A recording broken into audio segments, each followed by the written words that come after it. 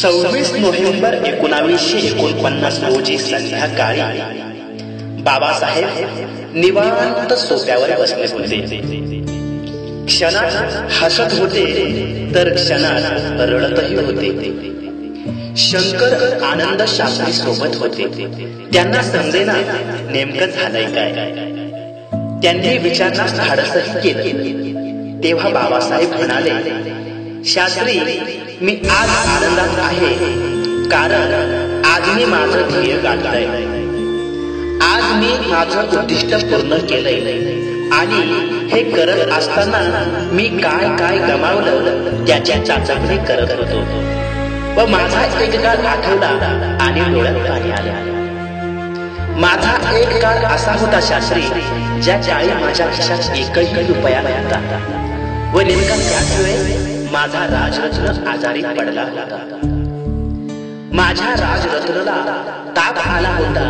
त्याचं शरीर तापाने फणफणत होतं, परंतु त्याच्या औषध उपचारासाठी माझ्या खिशात एकही रुपया नव्हता.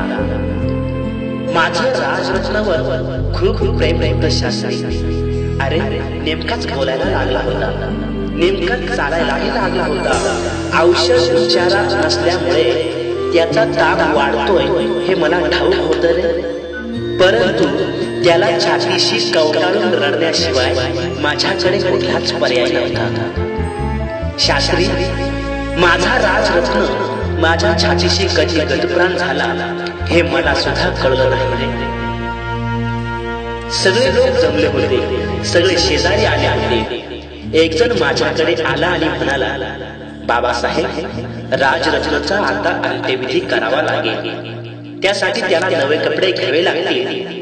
नवे कपडे म्हटल्याबरोबर माझ्या काळजामध्ये जर्जर झालं, कारण औषध उपचारासाठी माझ्याजवळ एकही रुपया नाही, तर त्याला नवे कपडे घेण्यासाठी माझ्याकडे किती पैसे येतील. काय करावं कळकळ होतं, कुणाला सांगावं समजत नव्हतं. शास्त्री, मी गुडघ्यामध्ये डोके खुपसून ढसा ढसा रडायला लागलो होतो. पण माझ्याकडे पैसे नाही हे माझ्या रामूला मात्र चांगलं ठाऊक होतं. माझी रामू जवळ आली. तिने लुगड्याचा पदर झाडला. त्या पदरामध्ये माझ्या राजरत्नाला गुंडाळलं आणि त्याचा अंत्यविधी केला.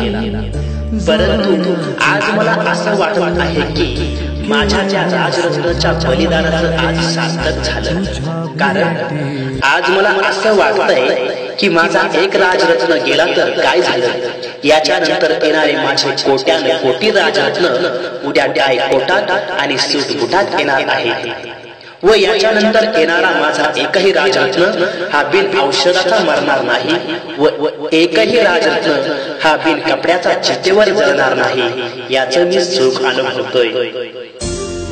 मित्रांनो, त्याच राजरत्नाच्या बलिदानामुळे आज आपण शिकलो, सवरलो, मोठे झालो, नोकऱ्याला लागलो. परंतु त्या बाबासाहेबांसाठी आपण काय केलं हे प्रत्येकाने आपापल्या काळजाला विचारण्याचा प्रश्न आहे. असो, शेवटी एकच म्हणेल, बाबा, भंगली एकदा संपली हो कथा. बाबा, भंगली एकदा संपली हो कथा. कुणी नाही इथे कुणाचा राहिला. एक तुकडा इथे, एक तुकडा तिथे, एक तुकडा इथे, एक तुकडा तिथे. बाबा, तुमच्या काळजाचा मी पाहिला. बाबा, तुमच्या काळजाचा मी पाहिला. बाबा, तुमच्या काळजाचा मी पाहिला.